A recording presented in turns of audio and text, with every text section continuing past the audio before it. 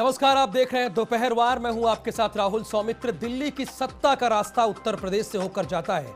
भारतीय सियासत में कुंजी की तरह इस्तेमाल होने वाला ये वाक्य दोहराव का शिकार होने लगा था कि 2014 के लोकसभा चुनाव में भारतीय जनता पार्टी की एक तरफा जीत ने इसे नए सिरे से प्रासंगिक कर दिया। उत्तर प्रदेश में भाजपा और उसके सहयोगियों ने 80 में से 73 सीट जीतकर इतिहास रच दिया। इसमें पश्चिमी उत्तर प्रदेश की भूमिका एक ओपनर के तौर की थी। पश्चिमी उत्तर प्रदेश हिंदी पट्टी में हिंदुत्व की राजनीति की ऐसी प्रयोगशाला बन गई जिसमें जो चाहा, जिस तरह से चाहा, सब आजमाया और हर नुस्खा कामयाब रहा। 2014 के लोकसभा चुनाव के बाद 2017 के विधानसभा चुनाव में बीजेपी की बम्पर जीत ने इस पर मोहर लगाई। इन सब के जवाब में मुस्लिम समुदाय में भी एक कट्टरपंथी राजनीति पनपी जो नेता से ज्यादा रहनुमा तलाशने लगी। अगर मुस्लिम समुदाय की बात की जाए तो उत्तर प्रदेश के पश्चिमी हिस्से में इनकी आबादी की सघनता बहुत ज्यादा है।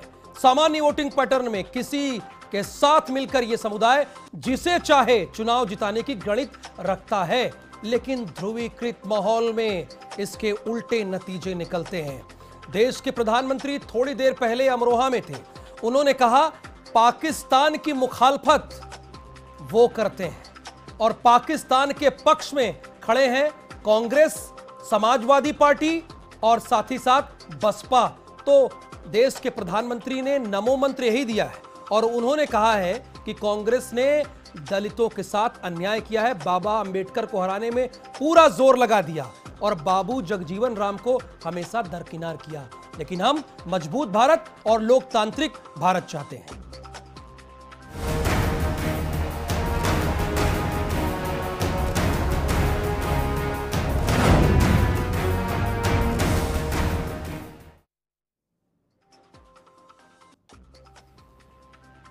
तो आप सीधी तस्वीरें देख रहे हैं अमरोहा की, जहां पर देश के प्रधानमंत्री नरेंद्र मोदी मौजूद हैं और साथ ही साथ वहां पर सीएम योगी आदित्यनाथ मौजूद हैं और तमाम विपक्षी नेताओं को भी आप देख लीजिए, क्योंकि जिस तरह से नमो मंत्र दिया है नरेंद्र मोदी, आज बहस उसी पर होगी। और तमाम खास मेहमान इसी पर बातचीत करने के लिए हमारे साथ जुड़े हैं। ओपी सिंह हैं, भारतीय जनता पार्टी के प्रवक्ता हैं, शुचि विश्वास जी हैं जो कि कांग्रेस की प्रवक्ता हैं, संतोष यादव जी हमारे साथ हैं जो कि आरएलडी के प्रवक्ता हैं, और नाहिद लारी खां जी ये समाजवादी पार्टी की प्रवक्ता है। आप सभी का बहुत स्वागत है। अब बताइए ओपी सिंह जी, मतलब शुचि विश्वास जी और नाहिद लारी जी और संतोष यादव जी, ये आपको पाकिस्तान के पक्ष में खड़े हुए क्यों दिखाई दे रहे हैं? ये बात तो पूरी तौर से साफ हो चुकी है कि पाकिस्तान जो है कई दशक से भारत का सिरदर्द रहा है। पाकिस्तान जो है कई वर्षों से देश के अंदर आतंकवाद फैलाना ये उसकी राजनीतिक सियासत रही है और सेना के माध्यम से आतंकवादी कैंपों को चला करके देश के अंदर वो करते चले आ रहे थे। आपने ये भी देखा कि जो इधर की घटनाएं हुई, चाहे उरी की हुई, चाहे पुलवामा की हुई, देश के अंदर एक बहुत बड़ी देश के अंदर जिज्ञासा थी कि आखिर पाकिस्तान से निपटने के लिए कौन सा कदम उठाया जाएगा, क्योंकि इसके पहले जो घटनाएं हुई, 26/11 की घटना हुई या जितनी भी देश के अंदर घटनाएं हुई, उसमें हम चुपचाप देखते रहे। सेना जो है हाथ पर हाथ धरे बैठी रही। अगर उस समय कोई कार्रवाई किए होते, पाकिस्तान को मुंह तोड़ जवाब दिए होते, तो शायद उरी की और पुलवामा की घटना की पुनरावृत्ति नहीं होती। खैर, दुर्भाग्य है कि उरी की घटना घटी। अब सवाल यह उठता है कि दिल मसोस करके मौनी बाबा की तरह बैठने वाला प्रधानमंत्री चाहिए या 56 इंच के सीना वाला पाकिस्तान को जवाब देने वाला प्रधानमंत्री चाहिए? आप मजबूत राष्ट्र होने के बावजूद आपको जो निर्णय लेना चाहिए था उस वक्त, वो आपने निर्णय नहीं लिया। इसीलिए डंके की चोट पर ओपी सिंह की पार्टी ये कह रही है कि हम मजबूत राष्ट्र हैं और इसलिए हम निर्णय लेना जानते हैं और करारा जवाब भी देना जानते हैं, इसलिए देश की जनता उन्हें चुने, ये उनका कहना है। देखिए, 5 बरस में लोगों के हितों में क्या निर्णय लिए गए हैं। आप ये रैली देखें या पिछली वो शराब वाली रैली देखें जो अभी विषय पर है, आपकी सुनिए, अब आप भी सुनिए। देखिए, चूंकि 5 बरस की उपलब्धियां निल है, ना तो 100 स्मार्ट सिटीज हैं, ना तो रोजगार ही 2 करोड़ मुहैया हुए, ना तो महिलाओं की ही सुरक्षा है और ना बच्चों से संबंधित ही कुछ कर सके। तो सेना बनाम राष्ट्रवाद, चूंकि पोलराइजेशन की पॉलिटिक्स, ध्रुवीकरण की राजनीति, यही भारतीय जनता की पार्टी की पहचान है। तो चूंकि विषय पर वो बात कर ही नहीं सकते, ना तो जीएसटी पे, ना भाई ऐतिहासिक फैसला था डिमोनेटाइजेशन, 99.3% मनी बैक हो गया, तो रिवर्स किस विषय पर बात करें?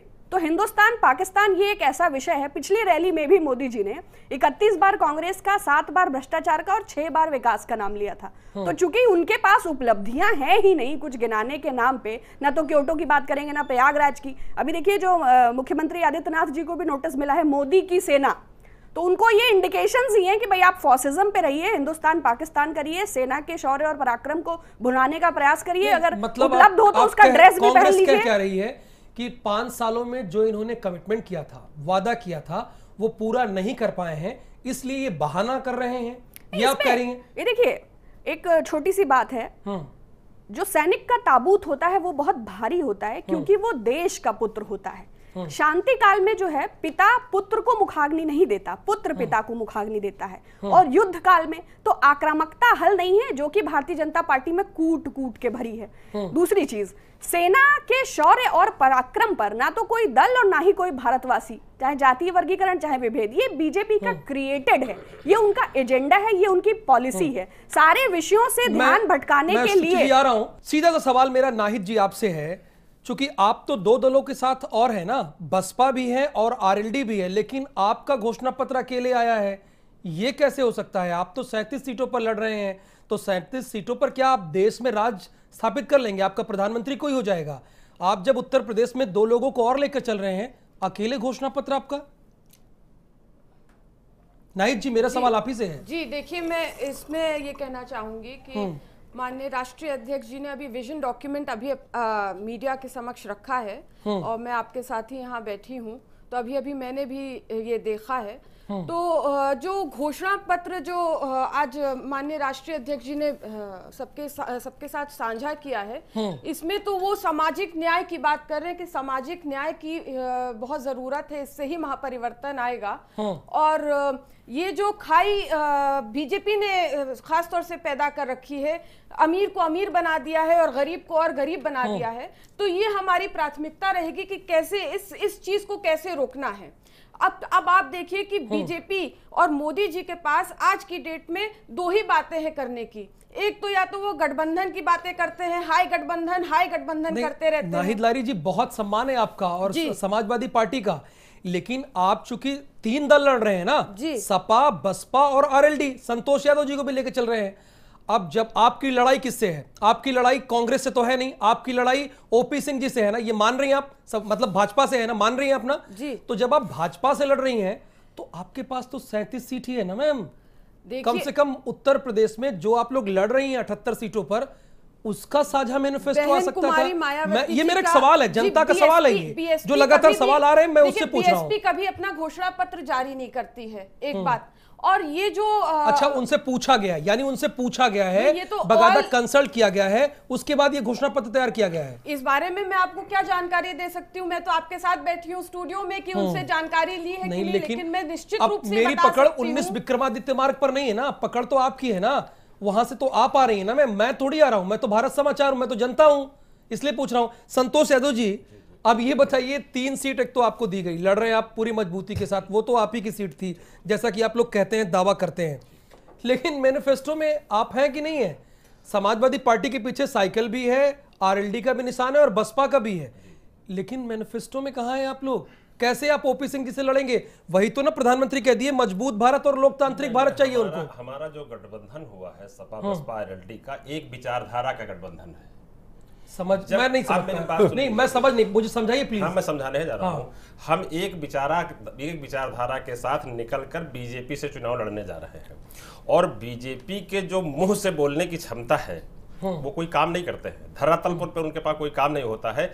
उनके कोई भी नेता आप ले लीजिए, चाहे इवन प्रधानमंत्री जी ही क्यों न हो, वो भी जो बोलते हैं मुंह से बोलते हैं। यानी मेरी बात पहले सुन लीजिए, पूरी बात कीजिएगा, लेकिन मुझे भी रिपोर्ट करना होता है सर, जनता को मुझे भी जल्दी जल्दी रिपोर्ट करना होता है उनको। यानी जो ये सपा का घोषणा पत्र है वो आरएलडी की विचारधारा है उसमें आरएलडी से पूछा गया है, आरएलडी मुझे ये सपा रिपोर्ट और करना होगा बसपा सर, की लगातार एक ही मैसेज विचारधारा आते हैं है, जनता इसलिए की। उसमें हमको कोई असहमति नहीं हो सकती है। ओके, बस यही जानना चाह रहा था मैं, यही जानना चाह रहा था। अब ये बताइए ओपी सिंह जी, मेरी बात तो पूरी हो जाने अच्छा, दो। मैं ले लेता हूँ, मैं ये एक बहुत बात देर से बोल रहे थे आप लोग, तो बोल दिए हैं।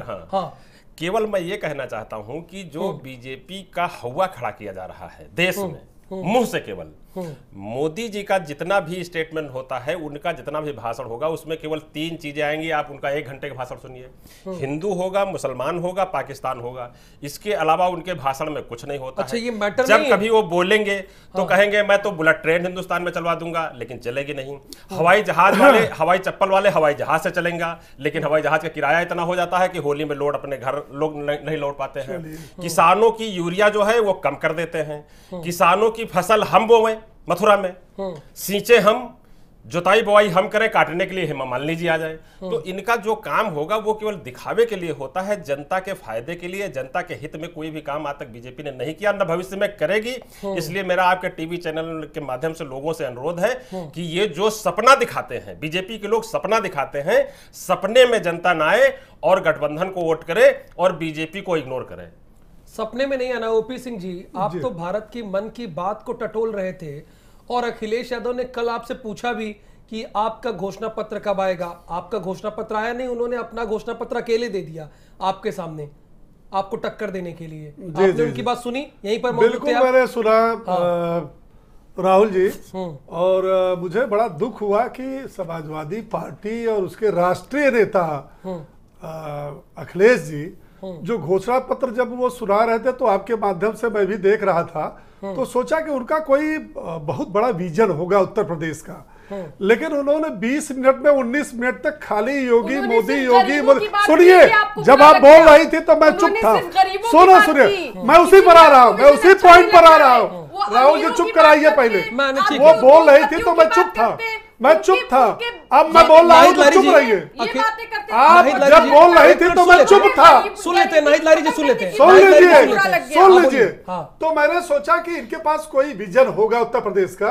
20 मिनट में 19 मिनट तक राहुल जी, योगी जी, इन्होंने ये किया, इन्होंने ये नहीं किया। हर योगी सुनिए पत्रकारों के सुनिए। अब इनकी राहुल जी की बात करते हैं। प्लीज देखिए, अब मुझे भी तो रिपोर्ट करना है ना सर। बोलिए ना, क्या पूछना चाहते हैं, बोलिए। जनता को बता रहे थे, जब सवाल लिया रिपोर्टर ने, वो उनसे बात कर रहे थे उस दौरान जी। हाँ, आप बताइए। अब तो मैं ये कह रहा हूँ, उन्होंने जो घोषणा पत्र कब जारी कर, अरे हमारा घोषणा पत्र जारी होगा, आपका अकेले जारी हो गया, मेरा भी होगा। अच्छा बताइए, मेरा भी हो जाएगा बहुत जल्दी, आपको जारी आएगा।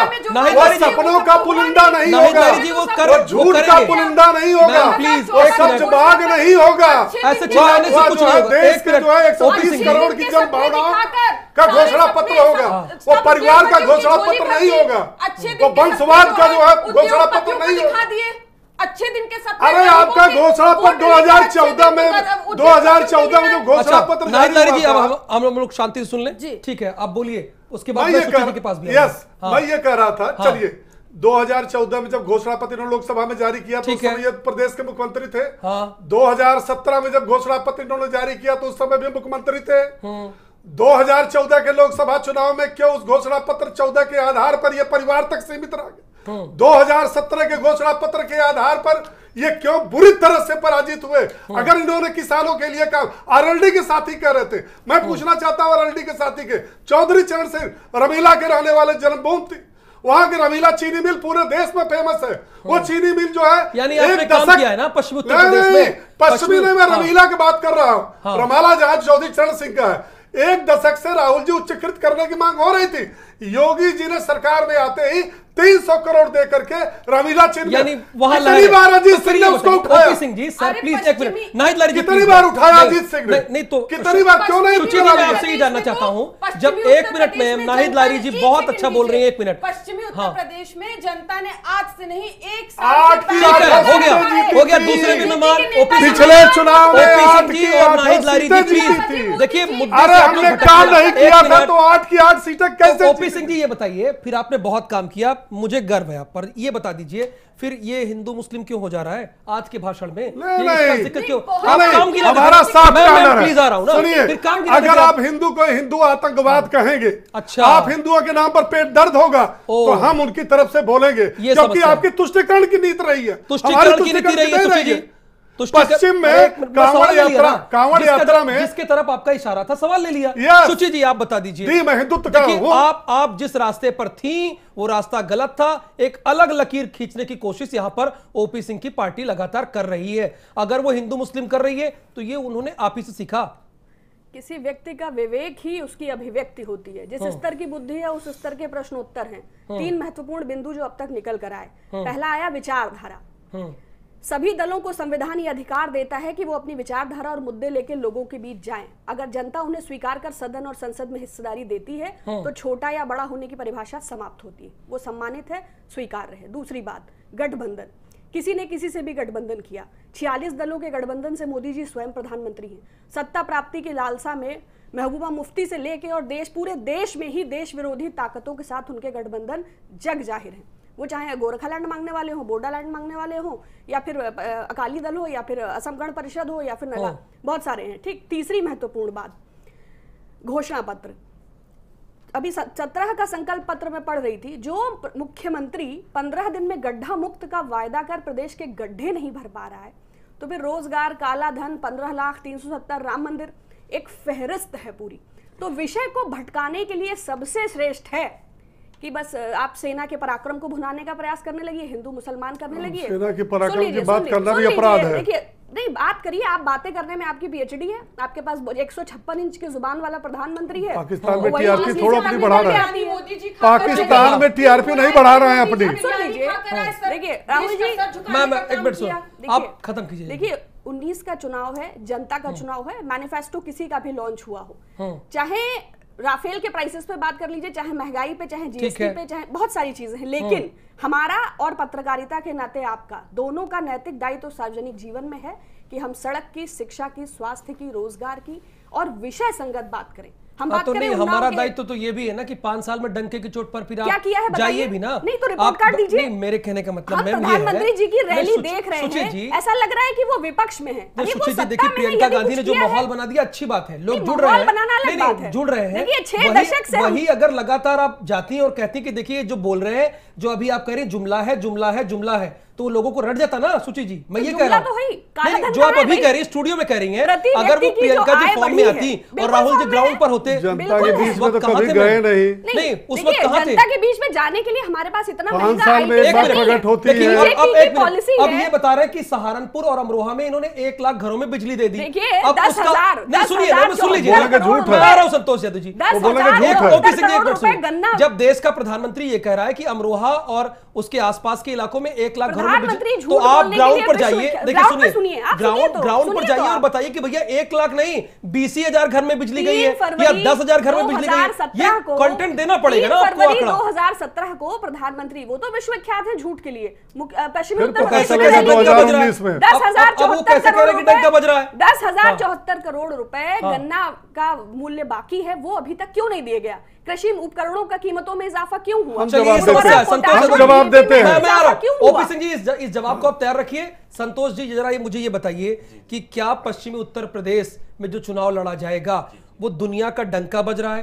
5 साल में चौकीदार चाक चौबंद रहा है, वो रक्षा करता रहा है, इन्हीं सब मुद्दों पर लड़ा जाएगा। पाकिस्तान पक्ष की बात, पाकिस्तान विपक्ष की बात, इसमें तो पश्चिमी उत्तर प्रदेश की जो मूल समस्या थी वो तो दब कर रह जाएगी ना। नहीं, पश्चिमी उत्तर प्रदेश बिल्कुल अलर्ट है। अच्छा। और पश्चिमी उत्तर प्रदेश बिल्कुल गठबंधन के साथ में खड़ा हुआ है। आप कहीं भी जाकर के देख लिए जमीनी स्तर पे। ये तो ओपी सिंह भी कह सकते हैं। नहीं, पश्चिमी उत्तर प्रदेश मैं बताने जा रहा हूँ, जो मैं बताने जा रहा हूँ, इनका जो चौकीदार, मेरी बात सुन लीजिए, आपका जो चौकीदार शब्द है, वो अगर एक चौकीदार की तनख्वाह जोड़ी जाए, हमारे चौकीदार की तनख्वाह कितनी होगी ये जनता सुन ले।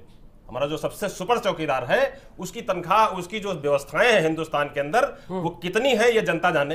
अगर सारे चौकीदारों का ऐसी व्यवस्था कर दी जाए तो मैं भी चौकीदार हो जाऊंगा, लेकिन चूंकि व्यवस्था 8,000 रुपए की भी चौकीदार की नहीं है, इसलिए मैं चौकीदार बनने के लिए तैयार नहीं। चौकीदार की स्थिति दयनीय है। चौकीदार की स्थिति जो जमीनी हकीकत है उसकी दयनीय है, लेकिन हमारे मोदी जी की तो दयनीय नहीं है। अच्छा, उनकी तो तनख्वाह का अंदाजा लगाइए कितनी होगी। देश के चौकीदार है, देश के चौकीदार नहीं है वो कहते हैं मैं भी चौकीदार हूँ। अच्छा, मैं भी चौकीदार हूँ। दूसरा वो कहते हैं मेरठ की रैली में उन्होंने कहा कि मैंने पाकिस्तान में घुस करके मारा। बिल्कुल सही कहा। नहीं, तो क्या मोदी जी वहां मारने गए थे? मसूद हमारी अजहर सेना का अपमान करते हैं। कांग्रेस ने सेना नहीं का मारा। अपमान उन्होंने कहा है कि एक मिनट सुनिए सर, सेना का अपमान आप करते हैं। भटकाइए मत। नहीं नहीं, मैंने सुना है, आप दोबारा देखिए, लगा लीजिए उसको। अरे नहीं, मैंने भी सुना है, लेकिन एक होता है निर्णय लेने की क्षमता।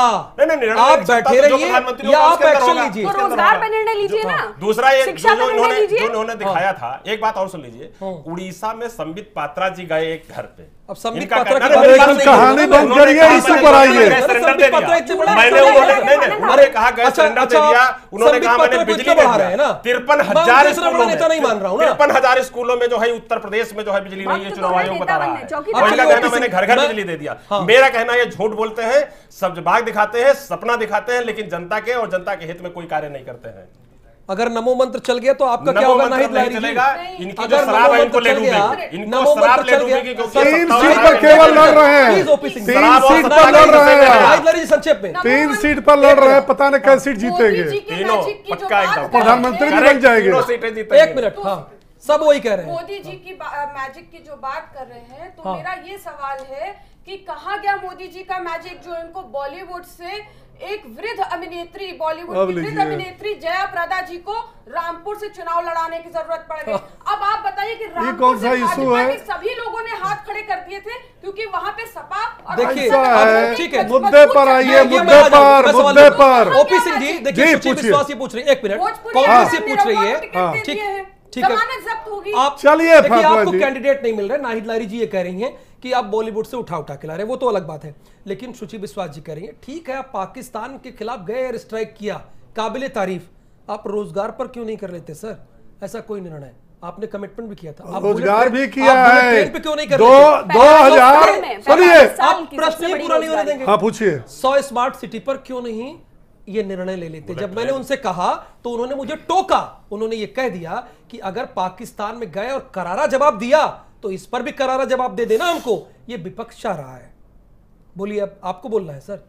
आप मुझे सुन रहे हैं। 2014 में हम मोदी जी के नाम पर चुनाव लड़े थे। लेकिन इस फिर बार- मोदी जी 2019 पर मोदी जी के नाम और काम पर चुनाव लड़ रहे वेयर हैं। इज स्मार्ट शराब पे सिटी? चुनाव पर लड़ेंगे। सुनिए, Where is पर employment? नहीं, आप लोग गठबंधन की बात करते हैं, Development, जनता ये देखती है। अरे कांग्रेस आपको तो गठबंधन ने लिया भी नहीं, झूठा है, आप उनकी जो है पैरवी करते मंदिर कहाँ हैं। है? गठबंधन ये देश देख रहा मंदिर है कहाँ है? कि 370 जब चुनाव आया, एक दूसरे को गाली देने वाले, काला कपड़ा धन फाड़ने किधर है? वाले, नहीं, काला एक धन- दूसरे की जांच कराने वाले, एक दूसरे के खिलाफ मुकदमा कायम कराने वाले, माल्य मतलब कहाँ ये- है? ये लोग चुनाव आते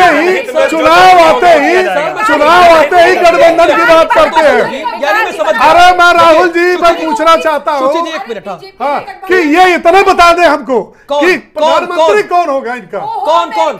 ये सारे विपक्षी बता दें प्रधानमंत्री इनका कौन अच्छा होगा। ठीक है, एक मिनट, कोई बता दे। नाहिद लाहिरी जी मैं आ रहा हूं। सुची विश्वास जी, देखिए 2014 का इलेक्शन इन्होंने तो मोदी के नाम पे लड़ा था, अब काम पे इस ना बार मोदी का नाम भी है और काम और भी है। मोदी का काम भी है, तो ग्राउंड पर तो जनता बता देगी आपसे ना। डिबेट कर लेना, पश्चिम देखिए, उत्तर प्रदेश में ये चुनाव बता हो रहे रहा है, हैं।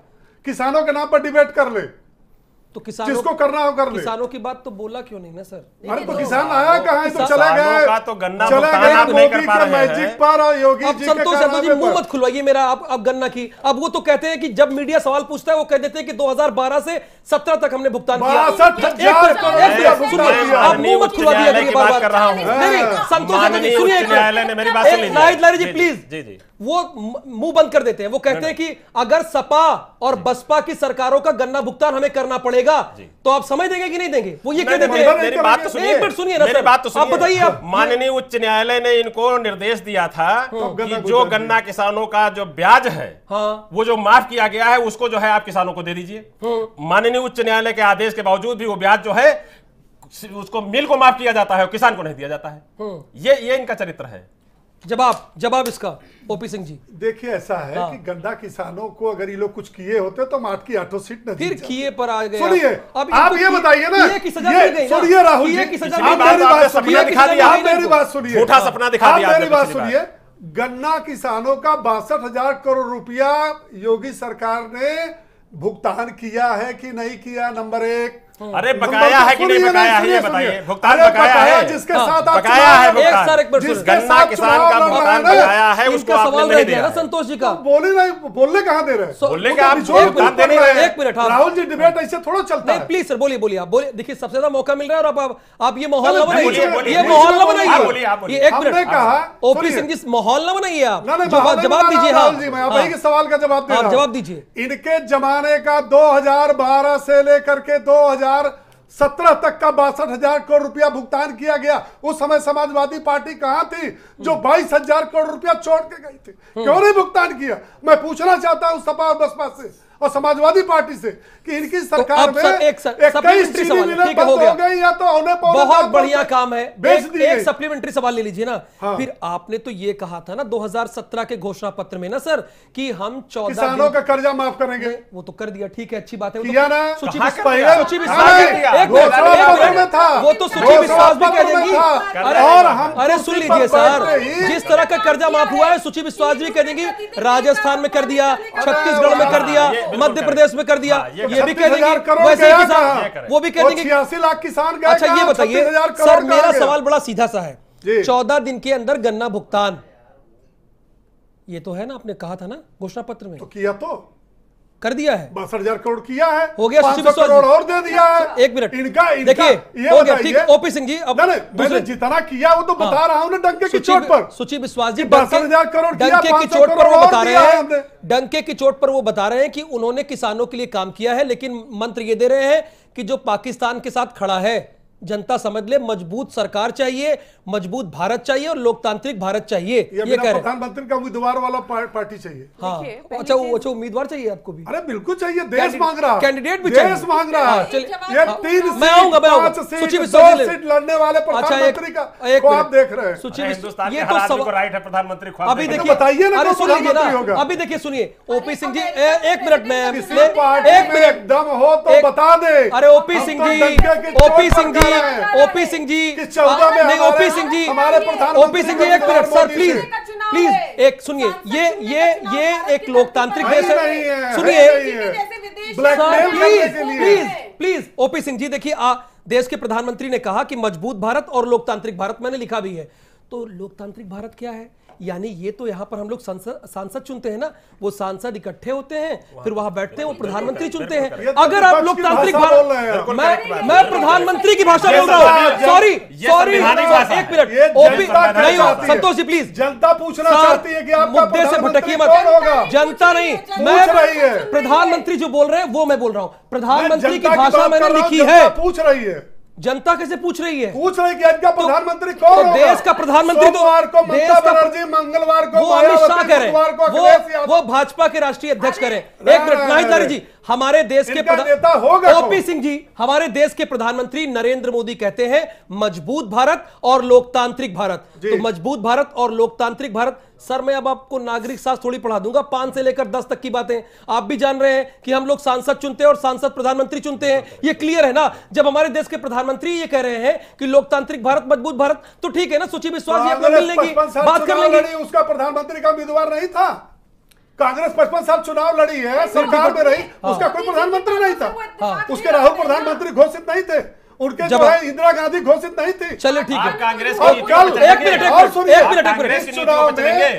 प्रियंका गांधी ने कहा है अरे सर, कि मैं चाहती हूं कि प्लीज, मेरे भैया कांग्रेस का प्रधानमंत्री फालतू बने। है। प्लीज बहस को दूसरी तरफ मत ले जाइए, मैं आपसे रिक्वेस्ट कर रहा हूं, सूची विश्वास जी इसका जवाब दे दीजिए। 2 महत्वपूर्ण बिंदु आशा है अवरोध उत्पन्न नहीं करेंगे। हाँ, पहली चीज, चेहरा मोदी जी, मोदी मैजिक, मोदी लहर, Modi wave, Modi this, Modi that, मानते हैं भाई, captain America, guardian of Galaxy, Thanos और बुगांडा, बहुत सारे एक एनिमेटेड कैरेक्टर्स हैं, डिज्नी और वॉल्टर्स। तो जो एक ब्रांडिंग, प्रमोशनल, मार्केटिंग, मैनेजमेंट और उनका जो एक कैंपेनिंग, जो एक उनका स्टाइल है, मोदी जी को महामानव प्रोजेक्ट करने के लिए हजारों करोड़ रुपए भारतीय जनता पार्टी का इन्वेस्टमेंट है। अब उनको महामानव प्रोजेक्ट करने के लिए उन्होंने, उनकी 3 धरोहर थी, अटल, मुरली, मनोहर, उनकी अस्थियों को भी लोटे में पैक कर बूथ लेवल पे एडवर्टाइज, अब सुन लीजिएगा, ठीक। तो निश्चय ही वो इतना बड़े हो चुके हैं कि आज कल का ब्लॉग पढ़ लीजिए अडवाणी जी का, nation first, party second and person last. लेकिन अब चूंकि व्यक्ति इतना श्रेष्ठ, और मैंने कहा ना वो कैप्टन अमेरिका और थॉनोस, ज्यादा नहीं एक्सप्लेन करूंगी। दूसरी महत्वपूर्ण बात, मजबूत और लोकतांत्रिक भारत। देखिए, मजबूत और लोकतांत्रिक भारत की परिभाषा ये है कि येदियुरप्पा को आवाज लगा के, अभी अमित शाह जी का नामांकन हुआ, बस किम जोंग और डोनाल्ड ट्रंप को छोड़ के बाकी सब थे। तो संवैधानिक संस्थाओं को एक सिस्टमैटिक अप्रोच के साथ कैसे नष्ट किया जाता है, कैसे आरबीआई रोए, कैसे इलेक्शन कमीशन ऑफ इंडिया रोए, है ना, कैसे एफडीआई रोए, कैसे आपका सुप्रीम कोर्ट रोए। तो ये जो कला है एक लोकतांत्रिक भारत को खड़ा करने की, जो मोदी जी के कदमों में बैठा रहे और 2.5 आदमी पूरे देश को गवर्न करते रहे। यदि ऐसा भारत चाहते हैं तो चुने कैप्टन अमेरिका को, ओपी जी को मुबारक और भारतीय जनता पार्टी को मुबारक। मैं बोलूं सर, सबसे ज्यादा डिबेट में आपने बोला है, प्लीज सर, और लोग भी इनका सम्मान कर लीजिए। ये लोकतांत्रिक भारत है, मजबूत भारत है। संतोष यादव जी, मतलब नहीं, एक मिनट में बस, संतोष भारत जी जरा मुझे ये बता दीजिए कि मुद्दे कहाँ हैं, पश्चिमी उत्तर प्रदेश के मुद्दे कहाँ हैं? क्या जो प्रधानमंत्री ने आज कहा भाषण में वही मुद्दे हैं, उसी पर ये चुनाव लड़ा जा रहा है? क्योंकि पश्चिमी उत्तर प्रदेश एक ओपनर की भूमिका निभाता है। मैं ये कहना चाहता हूं, शुरुआत यहीं से होती है। देखो, प्रधानमंत्री जी चुनावी भाषण दे रहे हैं 5 साल से, जब से प्रधानमंत्री चुने गए हैं आज तक प्रधानमंत्री पद के रोल का कोई काम नहीं किया इन्होंने। हमेशा चुनाव के मूड में रहे ये, और आज भी जो भाषण दे रहे हैं वो चुनावी भाषण है। और इनके राज्य में केवल 3 मोदी ही खुश हैं, ललित मोदी, नीरव मोदी और नरेंद्र मोदी। बाकी भाजपा का भी कार्यकर्ता खुश नहीं है। इसी पे आ गए। अब आप आरएलडी किसानों की बात नहीं कर रही है। नहीं, मेरी बात तो आरएलडी, मैं आगे तो कहने जा रहा हूं। उत्तर प्रदेश की बात नहीं कर रही है। ललित मोदी और नीरव मोदी से बड़ा आपको इंटरेस्ट है? नहीं, नीरव मोदी गिरफ्तार हो गया, खुश हैं, मेरा कहने का मतलब है। बाकी किसान खुश नहीं है। किसान इनके राज्य में, देखो, इन्होंने यूरिया की चोरी करके 5 किलो का वेट कम कर दिया। इन्होंने जो है 800 की जो बोरी थी उसको 1400 कर दिया। इन्होंने नहर का टेल तक पानी नहीं पहुंचाया, बीज समय से मिल नहीं रहा है, गन्ना किसान का भुगतान हो नहीं रहा है। तो किसान तो चारों तरफ से परेशान है। पश्चिमी उत्तर प्रदेश में सब किसान ही किसान कह रहे हैं कि काम और नाम, वही काम इन्होंने नहीं किया, लेकिन नाम अपना जरूर पैदा इन्होंने किया है। भाषण झूठा दे करके जनता को जो है, मैंने दिखाया पहले, सपना दिखाने का काम करते हैं। कुछ लोग सपनों की भाषा जान नहीं पाते हैं, और मोदी जी हमेशा जैसे बुलेट ट्रेन का इन्होंने सपना दिखा दिया, नहीं, लेकिन नहीं चली। फिर उन्होंने कहा नोटबंदी करके हम इतना लाख रुपया बाहर से ले आएंगे और इतना काला धन 15-15 लाख रुपया लोगों को बांट देंगे, लेकिन किसी को 1 रुपया नहीं मिला। अब जब चुनाव का मौका आया तो 2-2 हजार रुपया कुछ लोगों के खाते में डालने के लिए इसलिए प्रयास कर रहे हैं कि वो 2 हजार रुपए के बदले में हमको कुछ वोट मिल जाएगा। तो इनकी जो रणनीति होती है वो जनता के लिए नहीं होती है, वो सिर्फ चुनाव के लिए होती है। 5 साल से लगातार मोदी जी जो ऐसा काम कर रहे हैं, जो भाषणबाजी करते हैं, बाकी कोई काम नहीं इनका। धरातल पे एक भी काम ये गिना दें जितने काम के लिए आए थे, जिन मुद्दों पर ये आए थे, उसमें से एक काम, चाहे मेडिकल का हो, चाहे एजुकेशन का हो, चाहे चल रहा है, नमो मंत्र चल रहा है। हाँ, नमो मंत्र झूठा काम नहीं हो रहा है। नाहिद लारी जी, आपको भी यही लग रहा है? आपको भी यही लग रहा है कि सिर्फ नमो मंत्र चल रहा है, काम नहीं हो रहा है? देखिए, कोई काम इन लोग ने करा नहीं है। इनका 5 साल का केंद्र का कार्यकाल जो है, कैसे आप लोग कहते हैं कि कोई काम किया नहीं है? निराशाजनक रहा है। बड़ी, देखिए, तो पात्रा साहब ने बताया कि क्या काम किया इन्होंने। अब आप अभी हम बताते हैं क्या काम किया। 2 मिनट मुझे भी बोलने दें। बोल लीजिए, किसान बोलिए। की भी बात कर रहे थे, आप वाइंड अप कर दीजिए। 40% आत्महत्याओं का दर बढ़ा है किसानों का। इन्होंने 2 करोड़ 40 लाख जो है कर्ज माफ कर दिया उद्योगपतियों का, लेकिन किसानों के लिए रो के माफ कर रहे हैं। 3 रुपए, चलिए, यानी किसानों का हित भारतीय जनता पार्टी नहीं कर रही। बहुत बहुत शुक्रिया, आप हमारे साथ जुड़े। ओपी सिंह जी, आपको सबसे ज्यादा समय दिया गया, आपने अपनी बात रखी, बहुत शुक्रिया आपका भी। शुचि विश्वास जी, आपका भी बहुत शुक्रिया, आप हमारे साथ जुड़ी। संतोष जी, आपका भी, और नाहिद लारीखा जी, आपका भी बहुत बहुत शुक्रिया। तो पश्चिम में नमो मंत्र चलेगा या नहीं चलेगा, या विपक्ष का डंका बजेगा, ये तो वक्त बताएगा। लेकिन आप लोगों को ये करना है, बहुत सोच समझ कर निर्णय लेना है, अपने वोट का सही तरीके से इस्तेमाल करना है, और जब तक आपको जवाब ना मिले सवाल पूछते रहना है। बहुत धन्यवाद।